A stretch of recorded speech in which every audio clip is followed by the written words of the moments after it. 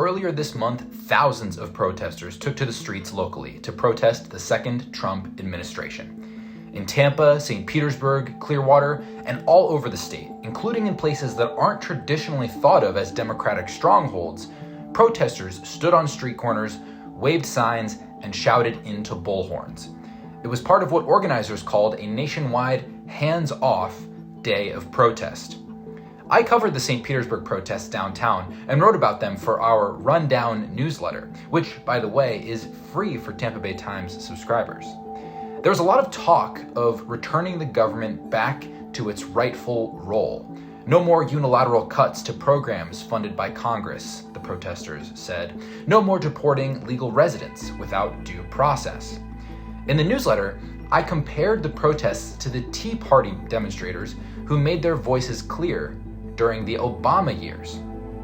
This comparison might seem strange, and many people did email me about it. Shout out to you guys. But my point isn't that the Tea Party and the hands-off protesters have the same goals. They don't. What I meant to say was, if you've got protesters lining every street corner of downtown St. Pete in April of a non-election year, that's a powerful political force.